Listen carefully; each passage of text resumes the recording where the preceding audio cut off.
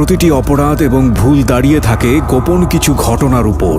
আমরা সেই গোপনকে আনতে চাই সবার সামনে, যে গোপন আপনাকে অপরাধ কিংবা ভুলের মূল কারণ দেখিয়ে দেবে। আপনি হয়তো নতুন করে ভাবতে শিখবেন কিভাবে অপরাধ থেকে দূরে থাকা যায়।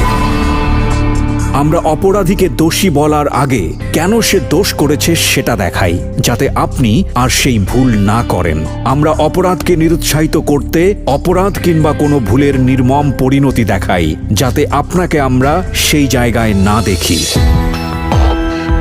আমরা বিশ্বাস করি প্রতিটি মানুষই সম্ভাবনাময়। কাউকে তার ভুল বা অপরাধের শাস্তি দেবার আগে আমরা তার ভুলের পেছনের গোপন সত্য সবার সামনে বলার সৎ সাহসকে সম্মান জানাই, যাতে আপনি সেই ভুল থেকে বাঁচতে পারেন। শুরু হলো সিক্রেটস, সামথিং বিয়ন্ড এন্টারটেইনমেন্ট।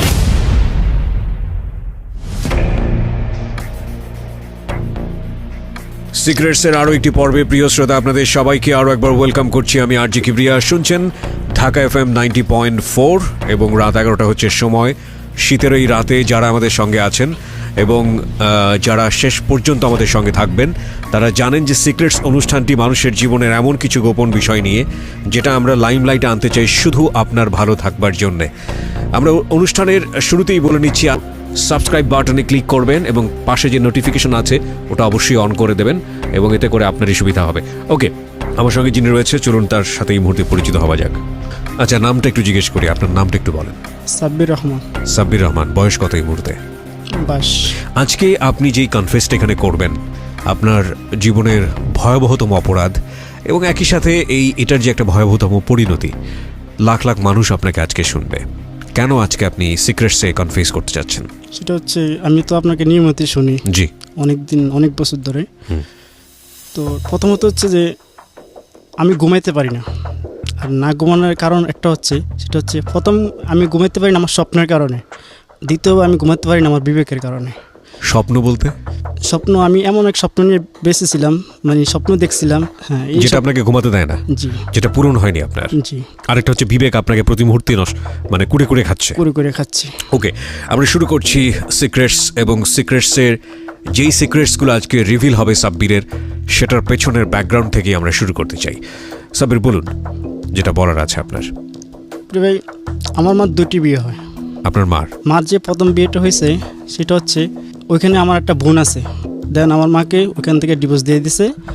4 বছর পর আমার মার আবার বিয়ে হয়। আচ্ছা। তো বিয়ে হওয়ার পরে আমি জন্ম নিয়েছি, ওইখানেও আমার আম্মুকে ডিভোর্স দিয়ে দিয়েছি। তো এখানে আমরা ছোটোবেলা থেকে মানে আম্মু আমাদেরকে মনে করেন লালন পালন করতেছে। জি। আপনার বাবার কি একটাই বিয়ে? আমার বাবার 4টি বিয়ে। আপনার মা কত নাম্বার ছিল?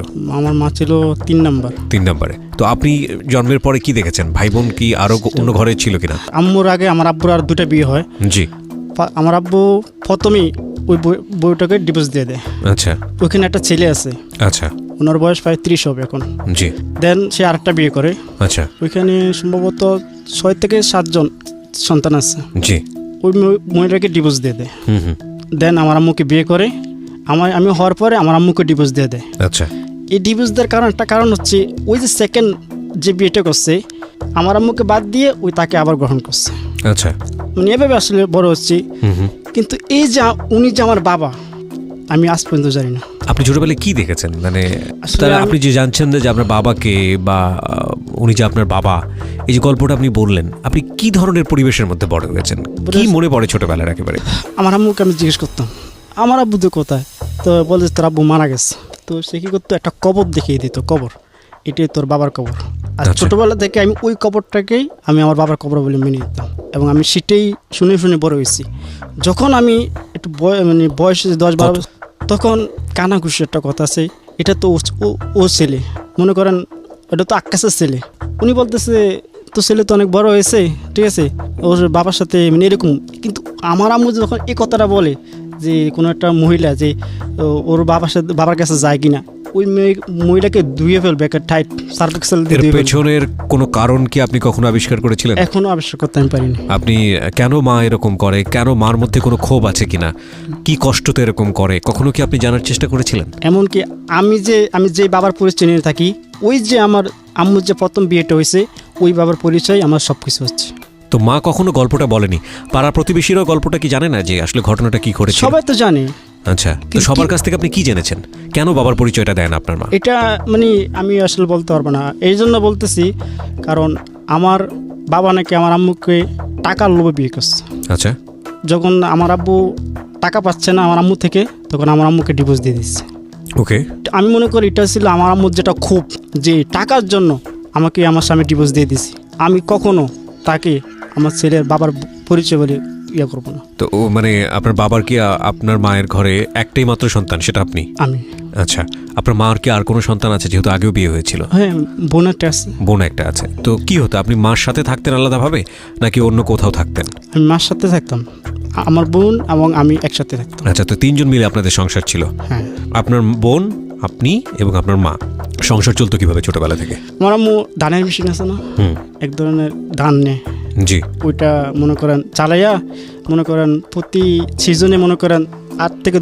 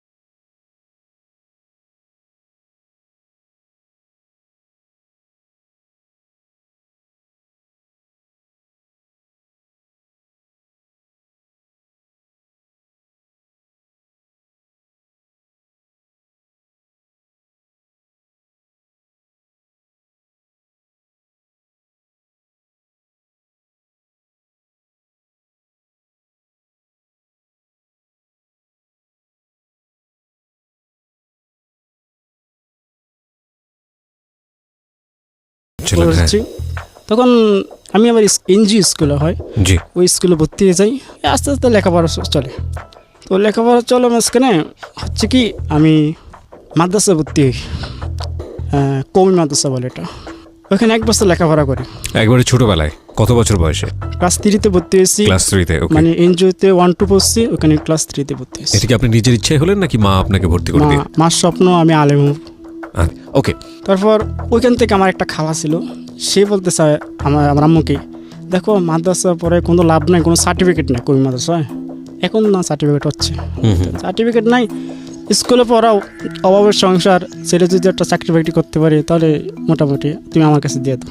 তো আমার খালাটা ছিল একটা পরকীয় আসক্ত, সে আমাকে যখন নিয়ে যায়। আপনাকে নিল? মার কাছে কথা বলে আপনাকে নিয়ে গেল? আচ্ছা।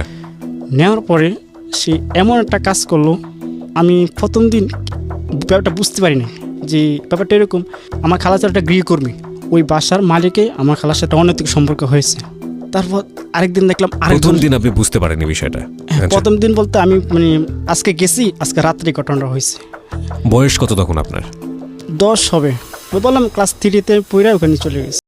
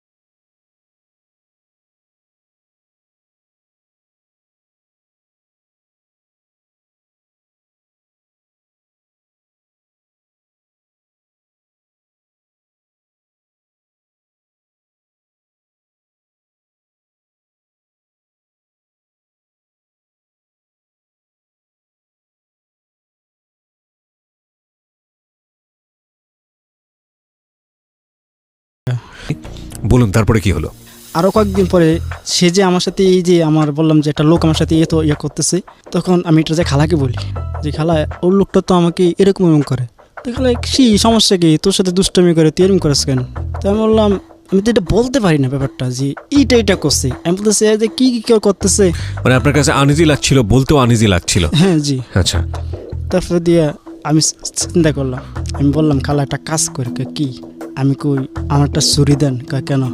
আমি কই সে যখন আমাকে বলবে যে এদিকে আসো, তখন সে তো এমনি শুয়ে থাকবে, আমি তখন গাও টিপার নাম করে আমি তার বলবো।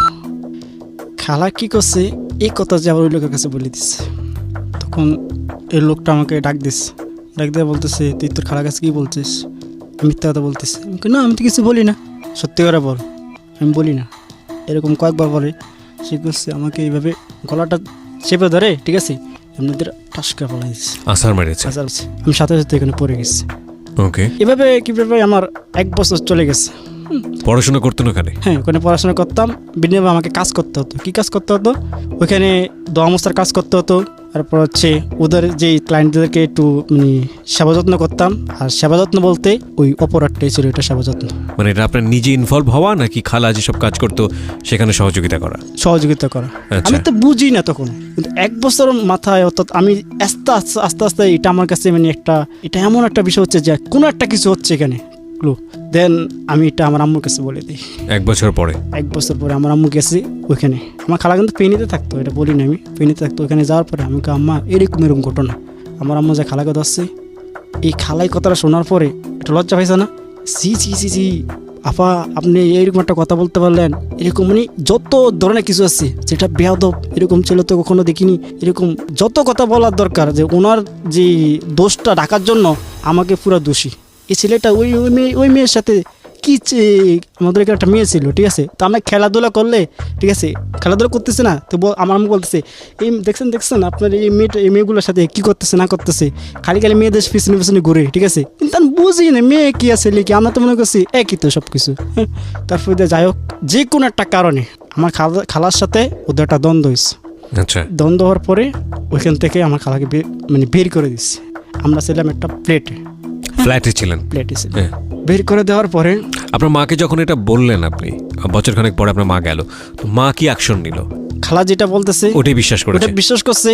আর এরকম কাজ তো আমার বোন করবে না, এটা তো বেয়াদব ছেলে, তো একটা বেয়াদব ছেলে। আপনার উপরই দোষটা দিয়েছে। হ্যাঁ, তুই বড় হলে খুব বেয়াদব হবি, ঠিক আছে। আমার খালার নামে, খালা তো মা তো ওইটা, তুই কাকে কি বলছস? তারপরে কি করছে, ওইখান থেকে আমার খালাকে কি বলে তাড়িয়ে দিয়েছে। তাড়িয়ে দেওয়ার পরে আমি চলে আসছি বাড়িতে। জি। আমার মা ছোটকাল থেকে একটা স্বপ্ন যে আমাদের এখানে একটা মাদ্রাসা আছে, আলিয়া মাদ্রাসা বলে লাভ কি? অনেকগুলো লাভ। আরবি শেখা যায়, বাংলা ইংলিশ শেখা যায়, অর্থাৎ সমাজে চলার জন্য সব কিছু এখানে আছে। কমিতে পড়লে শুধু আরবি, স্কুলে পড়লে ইংলিশ আর বাংলা, সুতরাং 3টা আছে, বাংলা আছে, আরবি আছে, ইংলিশও আছে। এই জন্য সেখানে আমাকে ভর্তি করে। তো ওইখানে আমাকে ভর্তি করা, ওইটার নাম হচ্ছে এতিমখানা। এখানে 3টা পার্ট: পেন বোর্ডিং, এতিমখানা, লিল্লা বোর্ডিং, 3টা। কি বোর্ডিং? পেন। আচ্ছা, পেইং। আচ্ছা, হ্যাঁ, পেন মানে টাকা, এবং টাকার বোর্ডিং। আচ্ছা। লিল্লা বোর্ডিং মানে লিল্লা মানে আল্লাহর রাস্তে। আচ্ছা। এতিমখানা মানে কি, যাদের বাপ নেই। আচ্ছা, এই 3টা বোর্ড। যদি কারো ছেলের বাবা থাকে, সে যদি একদম দরিদ্র হয়, না খেয়ে তার পরিবার কাটতেছে, কখনো ওই ছেলেকে এতিমখানা ভর্তি করাবে না। আর ছেলে যদি বলে লাখপতি থাকুক, তার বাবা মারা গেছে, কিন্তু সে এতিমখানা খাইতে পারবে।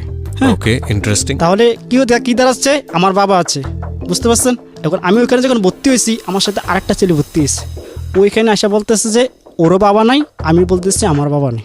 তো এটা ওই ছেলেটা আগে কমিয়া দেশে পড়ছে, কমি আছে, আলিয়া আছে, স্কুল আছে, কলেজ আছে, গার্লস আছে, হসপিটাল অলরেডি। আচ্ছা। তো ওই ছেলে আগে ওখানে কমিয়া দেশে পড়ছে যে তার বাবা আছে, এটা বলে সে লিল্লা বোর্ডিং খাইছে। লিল্লা বোর্ডিং খরচ কত? 150 থেকে 600 টাকা। আচ্ছা। 1 মাসে সে দরখাস্ত দিয়েছে যে আমার বাবা নেই, এরকম। তো সে তারটাও ফ্রি হয়েছে, আমারটাও ফ্রি হয়েছে। যখন এরকম মুখোমুখি করায়, তো আমাকে বলতেছে তোমার বাবা আছে? আমি কই না, আমার বাবা নেই। ওকে জিজ্ঞেস করছে কিরে তোর না বাবা আছে, তুই তো এখানে আগে কমি ধরতে, এখন আলিয়ে আসছিস। হুজুর আমার বাবা আছে, কিন্তু আমি গরিব দেখে আমি এতিমখানাত ভর্তি হচ্ছি। তো বলতেছে না, এটা হবে না। এই যে আমি যে এতিমখানাত ভর্তি হচ্ছি, এই ছেলেটা হিস লাগিয়ে গেছে না, কিরে হ্যাঁ তো জানে আমার বাবা আছে। ও মানে যে যারে বলছে যে তোর এখানে হবে না, সে আলটিমেটলি হিংসা করতেছে, কারণ সেও জানে যে আপনার বাবা আছে। বাবা আছে, ওকে, বুঝতে সে পেরেছি। তো ধরা পড়ে গেছে। হ্যাঁ, দেন সে যাই বলতেছে, হুজুর ওর বাবা আছে, ওকে যদি রাখতে চান আমাকে রাখতে হবে। ওকে। পরের দিন ওই শিক্ষক আমাকে বলতেছে, এই বেয়াদব ছেলে, এবং একদিনে ঘন্টা করিস না, অথচ প্রথম দিনই মিথ্যা কথা বলতেছিস। তখন পর্যন্ত কিভাবে আমি জানি যে আমার বাবা নাই। তখন পর্যন্ত জানেন যে বাবা নাই আপনার? না, তখন পর্যন্ত আমি জানি আমার বাবা নেই। কী হলো, আমার শিক্ষক আমাকে ধমকাইতেছে। ধমকানোর পরে তোর আম্মুকে বলিস যে আগামীকাল এখানে আসতে, এরকম বেয়াদব ছিল আমরা এখানে রাখবো না। আমার আম্মু এখানে গেছে, চাইয়া হুজুর মিশা কথা কইছে ছেলে। আমার আম্মু ওই ছেলেটাকে দোষারোপ করতেছে। ওই ছেলে, আমার আম্মু কি বলতেছে দেখেন, ইম্পর্টেন্ট পয়েন্ট, ওই ছেলে ভর্তি হইতে পারে না দেখে আমার ছেলের নামে বদনাম গেছে। কারণ আমি থাকতাম চাঁদপুরে, আমরা পড়তাম কুমিল্লায়, তাহলে কোনো শিক্ষক যে চাঁদপুরে জিজ্ঞেস করবে না যে আমার বাবা আছে কিনা, কখনো যাবে না। রাইট। হ্যাঁ, কারণ এটা তো কোনো ইনকোয়ারি করা হচ্ছে না। রাইট। তখন শিক্ষকের মতো এটা হতেই পারে, ওই ছেলেটা মানে কি হিংসামি করে, এটা কথাটা বলতে পারে। এটা আমিও ভর্তি হতে পারবো না, ওকে ভর্তি হতে দিব না। আচ্ছা।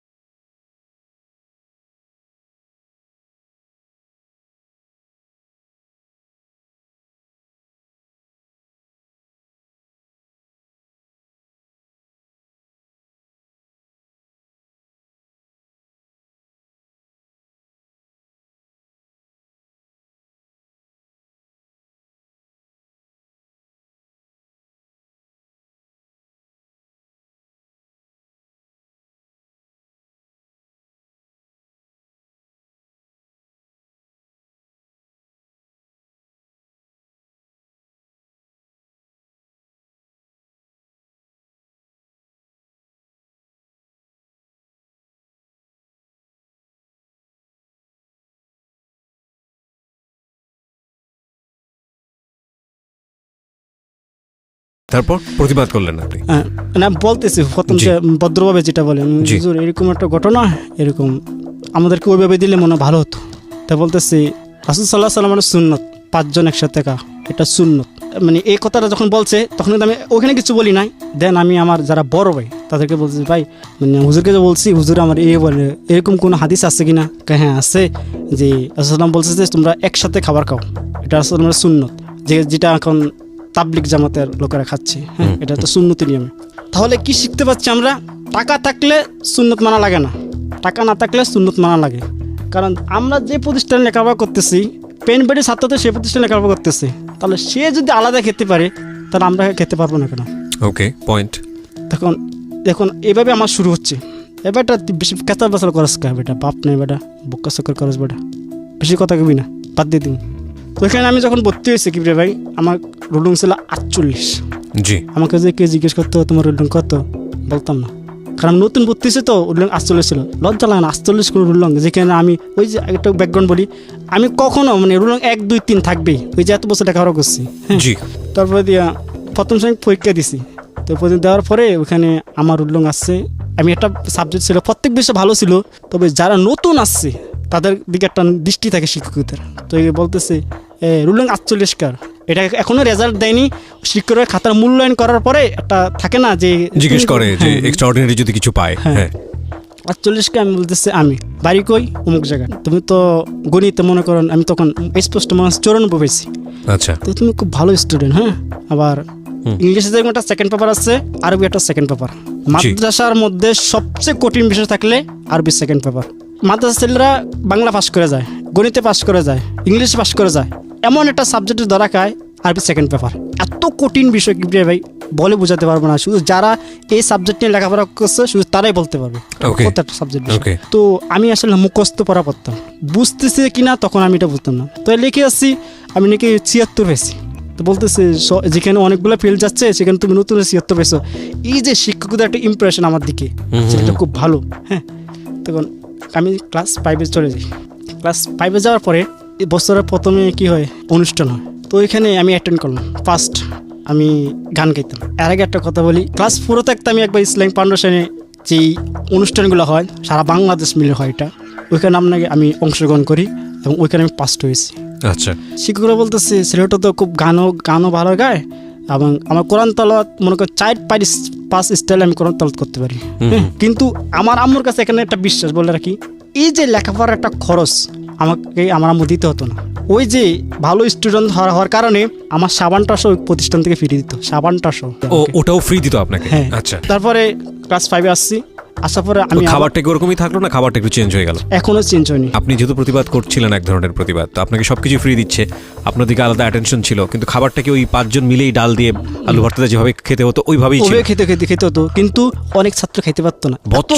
বছরের পর বছর এভাবেই খেতেন? এভাবে খেতেন। আমি এখানে 7টা বছর কাটিয়েছি, 7টা বছর আমি এভাবে কাটিয়েছি। তবে একটা কথা সত্য, লাকুল ইসলামদেরকে বলতে চাই, আমি মানে বুকে হাত দিয়ে বলতে পারবো, 1 মাসের মধ্যে যদি কোনো ছেলেকে জিজ্ঞেস করা হয় যে তুমি কয়দিন পেট ভরে ভাত খেয়েছো, সর্বোচ্চ কয়দিন বলবে জানেন? 2 থেকে 3 দিন। কারণ 2 থেকে 3 দিন যদি মাছ হয় তাহলে ছেলেরা খেতে পারে।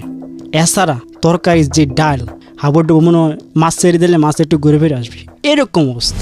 উইথ ডিউ রেসপেক্ট প্রিয় শ্রোতা, with due respect, with this system যেটা এক্সিস্ট করছে ও যেই পার্টিকুলার যেই ইনস্টিটিউশনের গল্প এখানে বলছে, সেই প্রতিষ্ঠানের প্রতি শ্রদ্ধা রেখেই আমি অবশ্যই যে কথাটি বলবো যে আমি বরং জিনিসটাকে একটু অন্যভাবে দেখতে চাই।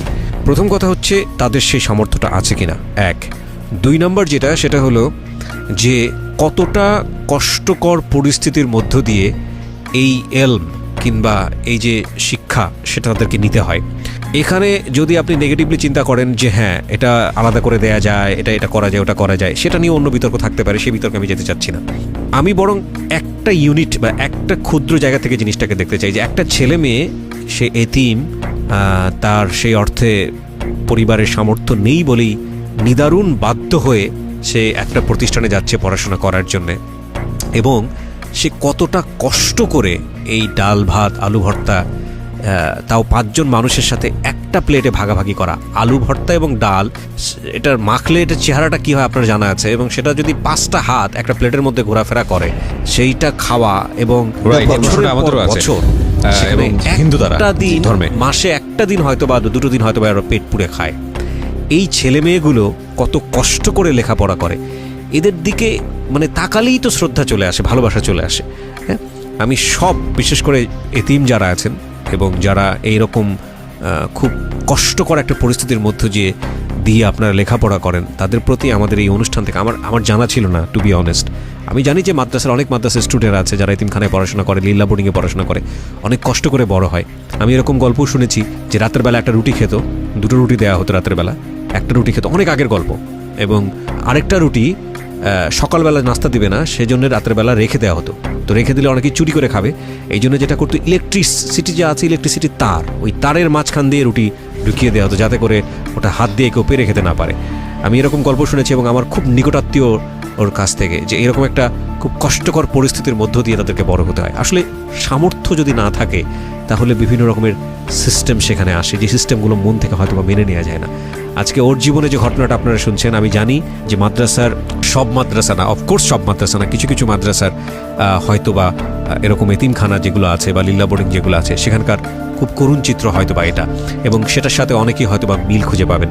আমরা এই অনুষ্ঠানের মধ্য দিয়ে আশা প্রকাশ করতে চাই, আমরা এই অনুষ্ঠানের মধ্য দিয়ে ভালোবাসা প্রকাশ করতে চাই সেই সব মানুষদের প্রতি যে যারা এত কষ্ট করেও এরকম একটা সিস্টেম বাঁচিয়ে রেখেছেন, এবং একই সাথে আহ্বান জানাতে চাই যদি আপনার পরিচিত কোনো জায়গা থাকে তাহলে তাদের দিকে আপনারা সাহায্যের হাত বাড়িয়ে দিন। এখানটায় আপনি ছিলেন। এখানে আমি যখন 5-এ চলে যাচ্ছি, তো এখানে ফাইভে একটা বৃত্তি পরীক্ষা থাকে। জি। বরাবর এই মনে করেন আমি ক্লাসে ভালো ছাত্র, এটা আচ্ছা। শিক্ষকদের থেকেও মনে করেন যথেষ্ট সাপোর্ট, এতিম হিসাবে আমাকে একটু অন্যরকম ভাবে দেখে। অন্য যেহেতু আপনি ভালো স্টুডেন্ট। ভালো স্টুডেন্ট, হ্যাঁ। একটা কথা আমি মানে মন থেকে স্বীকার করব, যারা ভালো ছাত্র যত রকম পরিস্থিতি হোক তাদের শিক্ষকরা তার দিকে একটু অন্য দৃষ্টিতে তাকায়। জি। আমাদের এতিমখানার নামে গভর্নমেন্ট অনেকগুলো সিট দিয়েছে, সিট, কিন্তু পেন বোর্ডিংয়ের ছেলেরা টাকা দিয়ে ওই যে দায়িত্বরত হোস্টেল সুপার তাকে টাকা দিয়ে কি করে এটা সিম্পল একটা অন্যায় করছে। ছাত্র মানুষ অন্যায় করবে, স্বাভাবিক। এটাকে যদি আপনি ওই ছেলেটাকে বলেন যে তুই অন্যায় করছস, তুই ছিটে থাকতে পারবি না, তুই ফ্লোরে চলে যা, কি করে সামান্য একটা অন্য হলে এতিম ছেলে করে ফ্লোরে দিয়ে দেয়। আর পেন বোর্ডিংয়ের ছেলেরা যদি হাজার অন্যায় করে এটা আসলে চোখে লাগে না কেন? ওই যে ওই ছেলের বাবা মারা যখন এখানে আসে হোস্টেল সুপারকে কিছু টাকা দিয়ে যায়। আচ্ছা আচ্ছা। এক্সট্রা পাবে একটা হোস্টেলের সিটের টাকাটা দিচ্ছে, টাকাটা এক্সট্রা দিয়ে হুজুর রাখেন, এটা আপনার হাদিয়া। ওই ছেলে যত অন্যায় করুক কিচ্ছু হচ্ছে না এটা।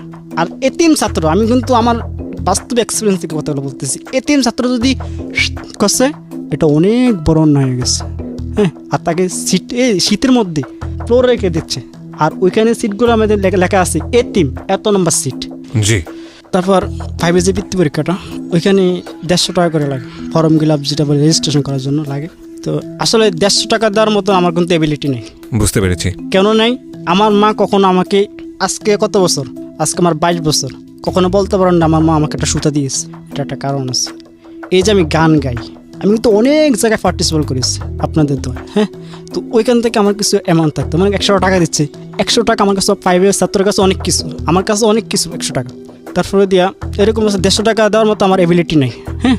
তারপরে দিয়া আমি শিক্ষককে বলতেছি, প্রিন্সিপাল যিনি আমাকে বলতেছে তুমি অ্যাটেন্ড করছো? আমি কই না। এর মাধ্যমে রেজিস্ট্রেশন কিন্তু হয়ে গেছে অলরেডি। আমাকে বলতেছে তুমি অ্যাটেন্ড করছো? আমি কেন না। কি রে ভাই, সবগুলো স্টুডেন্টের সামনে এমন জোরে 2টা থাপড় দিচ্ছে, মনে হয় আমার বলতে ব্রেন এমে আঘাত খেয়েছি, এমন জোরে 2টা থাপড় দিচ্ছে যে তুমি অ্যাটেন্ড করো না কেন? তাই আমি বলতেছি দেখুন স্যার, হুজুর আমার কাছে এই মুহূর্তে টাকা নেই, হ্যাঁ। তো বলতেছে টাকা না, এটা তুমি আমাকে বলো না কেন? তো ওই যে যিনি আমাকে কথাটা বলতেছে তার নামে কিন্তু আমি বদনাম গাই। সুতরাং তাকে যে বলবো হুজুর আমার কাছে টাকা নাই, এখন আমি পরীক্ষা দিতে পারতেছি না, এটা বড় বড় কথা কইতে পারস, যখন টাকার জন্য আসছিস না, তিনি কিন্তু এটা বলবে যে আমারটা মনে হার হয়ে গেছে, এই জন্য আমি তার কাছে বলি না। আচ্ছা আচ্ছা, ওকে। তারপরে দিয়া যাই হোক, আমি আর ফাইভে বৃত্তি পরীক্ষা দিতে পারলাম না। এই যে ওই শিক্ষকের দৃষ্টিতে আমি কত খারাপ হয়েছি সেটা পরে লেসনে বুঝতে পারবে। প্রিন্সিপালের কাছে আমি একটা খারাপ চোখে হয়ে গেছি। এর মধ্যে আমার মামা, আমি যখন বাড়িতে আসতাম, এটা ফ্ল্যাশব্যাকে যাচ্ছি, আমি যখন মানে 4-5 পড়া অবস্থায়, স্কুল ছুটি মাথা ছুটি অবস্থায় আমি বাড়িতে আসতাম, আমার মামার একটা চায়ের দোকান ছিল।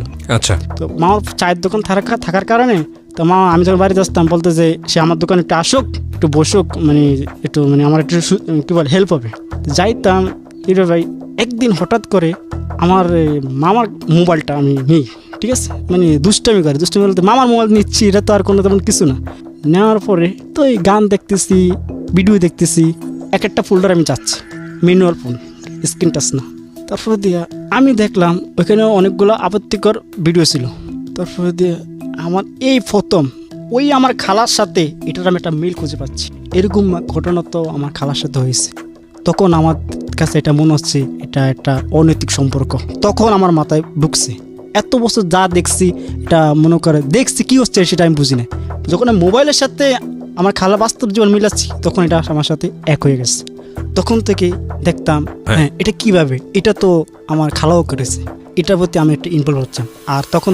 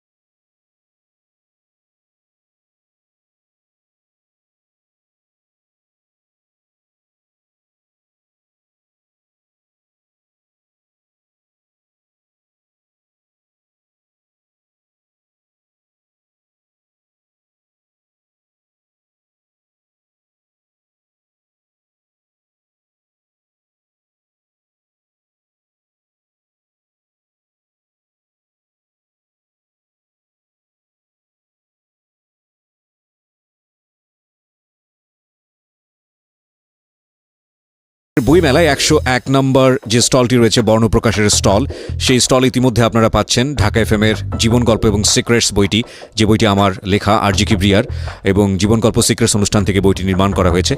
আর একটি বিষয় যেটা বলতে চাই, বাংলাদেশের বিভিন্ন প্রান্ত থেকে যারা বইটি সংগ্রহ করেছেন ইতিমধ্যে বা করতে চান, তারা ফোন দিতে পারেন। বেশ কয়েকটি নাম্বার রয়েছে, নাম্বারগুলো আমি একটু পরেই বলবো। তার আগে যেটা বলতে চাই, এখন থেকে শুরু করে মঙ্গলবার রাত 12টা পর্যন্ত একটি বিশেষ অফার আমি দিচ্ছি। এই অফারটি হচ্ছে শুধুই মায়েদের জন্য। আমরা প্রতিবারই বিভিন্ন কিছু করি, কিন্তু আমাদের পরিবারের সবচাইতে গুরুত্বপূর্ণ ব্যক্তিটি সবসময় নেগলেক্ট থেকে যায়।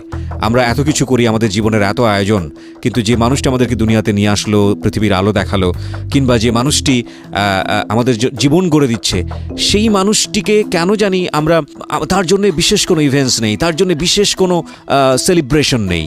আমরা চাই সচেতনভাবেই প্রত্যেকটি জায়গায় মাকে কানেক্ট করতে। তো আগামী এখন থেকে শুরু করে মঙ্গলবার রাত 12টা পর্যন্ত জীবন গল্প এবং সিক্রেটস বইয়ের একটি বিশেষ প্যাকেজ, বিশেষ উপহার, সেটা হচ্ছে এই বই থেকে একটা বড় অঙ্কের মূল্য ছাড় দেয়া হবে শুধুমাত্র আগামী 2 দিন।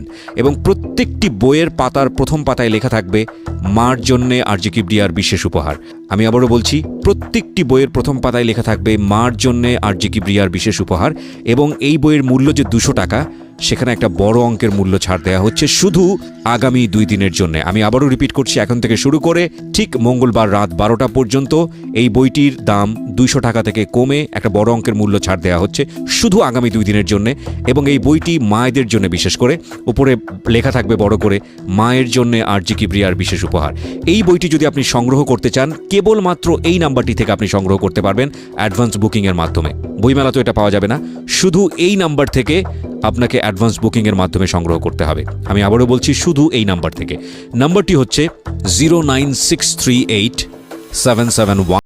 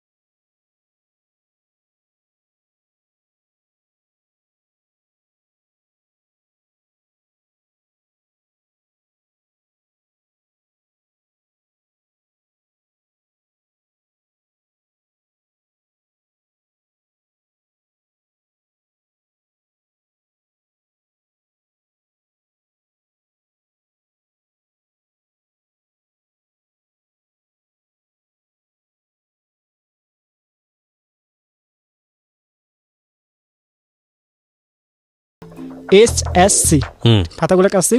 কাটার পরে আমার কাছে যে আসছে কোনো ফেল নেই, আমার শিক্ষকের কাছে যে গেছে অনেক ফেল গেছে, আমার কাছে যে আসছে কোনো ফেল নেই।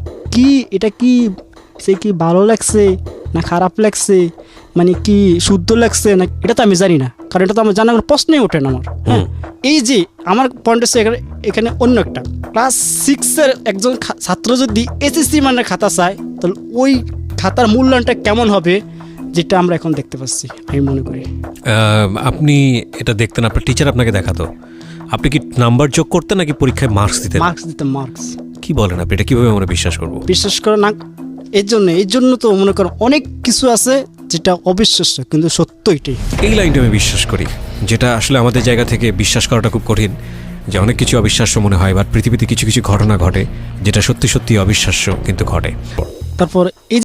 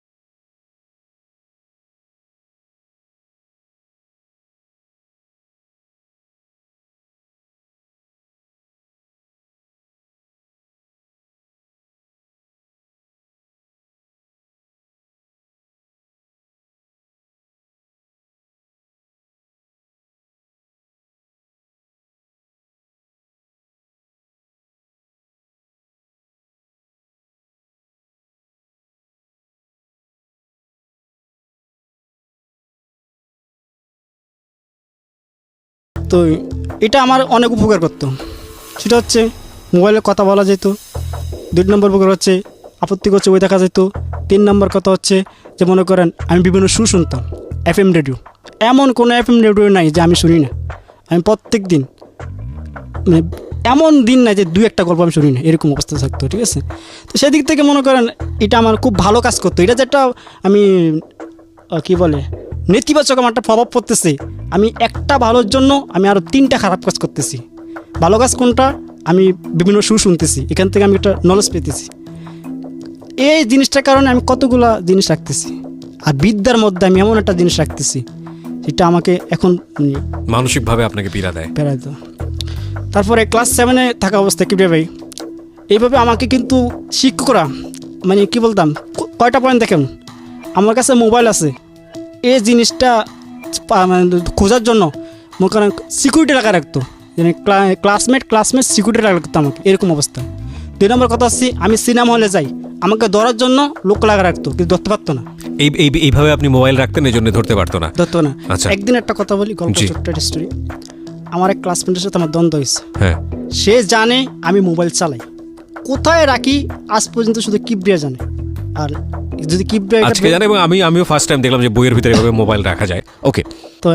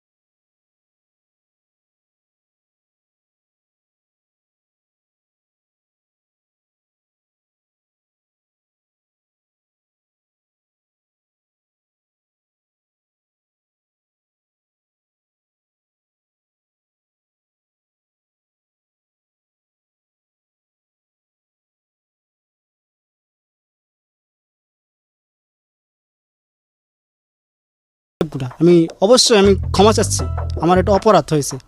আমি ওই জিনিসটা ব্যবহার করতাম যেটা আমি ব্যবহার করছি। কোথায় ব্যবহার করছি? আরবি সেকেন্ড পেপার ব্যবহার করছি। রাইট। আপনি এমন একটা কিতাবের মধ্যে এই কাজটা করতেন যে কিতাবটাকে খুব সহজে ছুঁড়ে ফেলা না যায়, জি। ওটার প্রতি যাদের রেসপেক্ট থাকে। ওকে। এটাই কারণ ছুঁড়ে ফেললেও তো অনেক সময় বুঝতে পারবে। আসলে ছবিটা না দেখলে আপনারা বুঝবেন না যে ও আসলে কি কাজটা করেছে। এবং আমিও প্রথম দেখলাম। আমি আজকে বিশেষ করে শিক্ষকদের যারা বিশেষ করে চান না যে তারা স্টুডেন্টরা মোবাইল ব্যবহার করুক, পকেটে খোঁজ করে আর লাভ নেই আসলে, কারণ তারা এমন জায়গায় লুকোচ্ছে মোবাইল। এবং আমার মনে হয় যে এটা কি আপনি আজকে ফার্স্ট আমাকে বললেন নাকি আরও অন্যরাও জানে বিষয়? আমি যখন এখানে চলে আসি আমাকে, আচ্ছা পরে বলবো। বেশ কয়েকজন রিকোয়েস্ট করেছিল, আমি তাদেরকে সিক্রেটটা জানিয়ে দিয়েছি, জানিয়ে দিতে। এবং আমার সবাই যারা তারা এটা ভাইরাল, এখন মোটামুটি তারা সবাই এটা ফলো করছে। সবাই ফলো করে না। তাহলে এটা এমন একটা জিনিস, আমি তাকেই বলি, আমি যে কোনো একটা জিনিস আমি তাকেই বলি যে এটা গোপনীয় রাখতে হবে। সবাই এটাতে অ্যাভেলেবল হয়ে যাচ্ছে, তাহলে এটা মানবার কথা। রাইট। আমার মনে হয় যে যারা শিক্ষক আছেন তারা এইটা বলুন। তারপরে কিভাবে ভাই এভাবে চলতে চলতে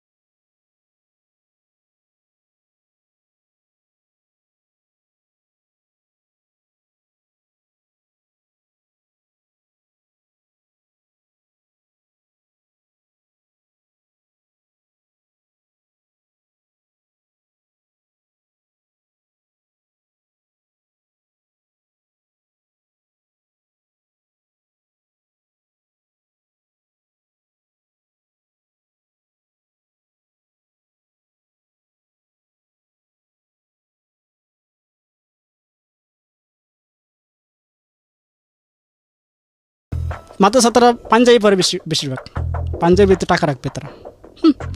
তারপরে দিয়া আমি কি করতাম যে রায় দেখতাম কি আজকে বাড়ি থেকে আসছে, শুধু আমি না, আমার 2টা প্ল্যান আছে। মানে বাড়ি থেকে আসলেই তো সে টাকা নিয়ে টাকা নিয়ে আসে। আসবে। করবেই। আমরা পরিণতি ছাড়া সিক্রেটস প্রচার করি না, কারণ আমরা মনে করি এই অনুষ্ঠানগুলো মানুষকে সচেতন করবার জন্য, সেই যে লেভেলেরই হোক না কেন।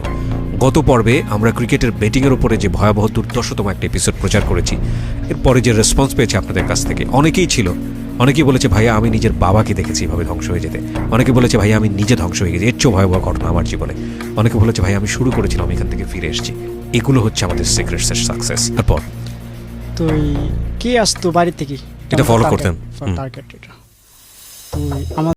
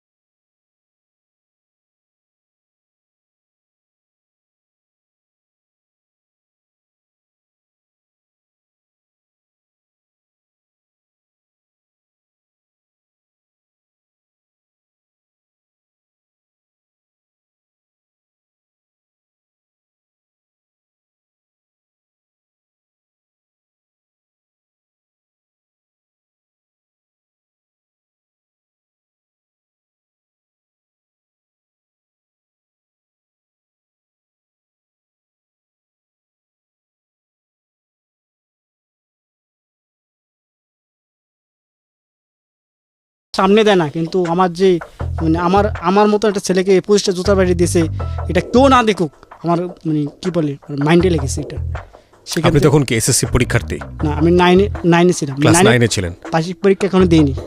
আপনি পড়াশোনা করেছেন কত পর্যন্ত? 9 পর্যন্ত। এরপর আপনি ব্রেক অফ স্টাডিজে চলে যান, আর পড়াশোনা করেননি? না, না। এই ঘটনার প্রেক্ষাপটে এটা হয়? হ্যাঁ, এটা পরীক্ষা দিই। আপনি মাদ্রাসা ছেড়ে দেন হ্যাঁ, মাদ্রাসাতে দিই। এই জুতার বাড়ি দেবার কারণে? জি। জীবন তাকে ছাড়েনি প্রিয় শ্রোতা। অত্যন্ত মেধাবী একটা স্টুডেন্ট, শুধুমাত্র পারিপার্শ্বিক পরিবেশের কারণে সে ঝরে গেল। এবং তার পরের যে পার্টটা, আমি যেটা বলছিলাম যে পরিণতিটা কী হতে পারে, দেখেন পরিণতির ছোট্ট একটা পার্ট আপনারা দেখলেন। ওর জীবনে ও এত ভালো স্টুডেন্ট, অঙ্কে প্রচণ্ড মেরিটোরিয়াস, এবং ওর যে কমিউনিটি, সে কমিউনিটিতে ও করতে, সেটা তার বড় হওয়ার কারণেই পারিপার্শ্বিক সব কিছু মিলে। এবং একই সাথে আরেকটি সত্তা, দ্বৈত সত্তা। একটা হচ্ছে অত্যন্ত প্রতিবাদী, কিন্তু ভেতরে ভেতরে অনেক বড় একটা অন্ধকার। এই রকম একটা সত্তা নিয়ে বড় হওয়ার পেছনের ওর পরিবেশটাই দায়ী, এবং এটাও খুব ভালো করেই জানে। ও মাঝে মাঝে এক্সাম্পল দিচ্ছিল যে আমি কেন বাংলায় A+ পেলাম না, জানেন? কারণ আমি নিজেই তো ক্লাস 4-5 পরে এসএসসি পড়ুয়া স্টুডেন্টের খাতা দেখেছি, সুতরাং এটা আমার ভাগ্যে লেখা ছিল। যাই হোক, আমি ওর জীবনের যে চরম পরিণতি, সেই পরিণতির জায়গাতে আপনাদের শোনাতে চাই। আমরা শুধু একটা কথাই বলতে চাই, দেখুন, অপরাধ আপনি করছেন, আমরা সবাই কম বেশি করি, সবাই কম বেশি অপরাধী করি। এই অনুষ্ঠানটিকে আমরা বলি সামথিং বিয়ন্ড এন্টারটেইনমেন্ট। আমার যে দুটো অনুষ্ঠান ঢাকা এফএমে প্রচারিত হয়, জীবন গল্প, ওটার ট্যাগলাইন হচ্ছে জীবন নাটকের চেয়েও নাটকীয়। সিক্রেটসের ট্যাগলাইন হচ্ছে সামথিং বিয়ন্ড এন্টারটেইনমেন্ট। যারা শুধুই এন্টারটেইনমেন্টের জায়গা থেকে অনুষ্ঠানটিকে নিতে চান, তারা মাঝে মাঝে এরকম কমেন্টস করেন, ভাইয়া আজকের পর্বটা না ভালো লাগেনি, আজকের পর্বটার মধ্যে না মজা ছিল না। ভাই, আমি মজা দেবার জন্য অনুষ্ঠানগুলো করি না, ভালো লাগানোর জন্য অনুষ্ঠানগুলো করি না। প্রত্যেকটি অনুষ্ঠানে হয়তো গল্পের চড়াই উতরায় কমতি থাকে, কিন্তু যে জায়গাটিতে আমি কোনো স্যাক্রিফাইস করি না, সেটা হচ্ছে কোনো লেসন আছে কিনা, কোনো মেসেজ আছে কিনা। আমি অনুষ্ঠানে অফকোর্স গুরু না, আমি অফকোর্স অ্যাডভাইজার না, কিন্তু আমার গল্পগুলো এমনভাবে সাজানো থাকে যে পুরো গল্পটা শুনলেই সিদ্ধান্ত আপনি নিজেই নিতে পারবেন আপনার জীবনের জন্য সে কাজটি করা উচিত নাকি উচিত না। কারণ এই কথাগুলো এই কারণেই বলছি যে সিক্রেটসে যারা আসে, তারা তাদের জীবনের পরিণতিগুলো নিয়ে আসে, অপরাধের পরিণতিগুলো নিয়ে আসে।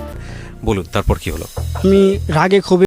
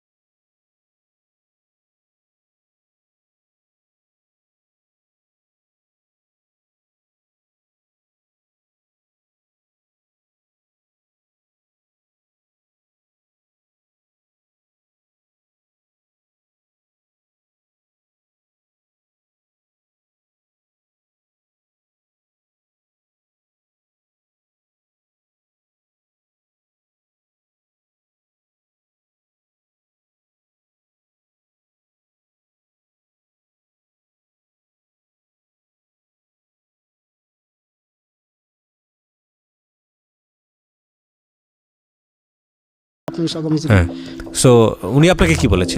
যে তুমি তোমার গল্পটা এমন একজনের কাছে যাই বলো যেখানে তুমি মন করলে অনেকক্ষণ কথা বলতে পারো। আপনি মন খুলে কথা বলতে পেরেছেন আজকের এই সিক্রেটসে? হ্যাঁ, একদম মন করে কথা বলতে পেরেছি, কিন্তু মানে স্বাভাবিকভাবে যে কথা বলে আমি সেভাবে বলতে পারি না। মানে আপনি নর্মালি যেভাবে কথাবার্তা বলার ই ছিল সেভাবে বলতে পারেন? বলতে পারি না, আমাকে বুঝতে পারছেন আমার কীভাবে কথা বলতে হচ্ছে না, নিজের প্রতি সৎ। কিন্তু আপনি তো যতগুলো কথা আজকে এখানে বলেছেন সেটার পেছনে একটা উদ্দেশ্য ছিল, যেই কারণেই আজকে আপনি এখানে এসেছেন। সেই উদ্দেশ্যটা আপনি প্রথমেই পরিষ্কার করেছেন। আপনার জীবনের এরকম পরিণতি হোক এটা আমরা কোনোভাবেই চাইনি, কিন্তু যে মানসিক অত্যাচারের মধ্য দিয়ে আপনি গেছেন জন্মের পর থেকে, একটা কবর দেখে ভেবেছেন এটাই হচ্ছে বাবা, এটাই বাবার কবর। তারপরে গিয়ে এই সমাজের কাছ থেকে বঞ্চনা গঞ্জনা যাই কিছু হোক না কেন, আমি আপনাকে একটা প্রশ্ন করে আজকের অনুষ্ঠানটা শেষ করতে চাই। আপনার অনুষ্ঠান চলাকালীন সময় আমার একটা ফোন আসছিল, বিরতিতে যখন আমি ছিলাম, এবং আমি তখন আমার মেয়ের সঙ্গে কথা বলতাম। সেই প্রতিক্রিয়ার জায়গাটি হয়তো কেউ দেখতে পায় না, আপনি এবং আপনার সৃষ্টিকর্তা ছাড়া। এবং এই প্রতিক্রিয়া আপনার পুরো জীবনটাকেই শেষ করে দিতে পারে। এমন কোনো অপরাধ আমরা যেন না করি যেই অপরাধটি আমাদের কীভাবে কুড়ে কুড়ে শেষ করে দেয়। আমরা শেষ করতে চাই প্রিয় শ্রোতা আজকের এই সিক্রেটস। একজনের সিক্রেটস, একজনের ভুল, একজনের অপরাধ হাজার হাজার ভুলের, হাজার হাজার অপরাধ থামিয়ে দেখ। তাহলেই আমরা খুব কনফিডেন্টের সাথে বলতে পারবো আমাদের এই সিক্রেটসটি সার্থক। Secrets. Something beyond entertainment.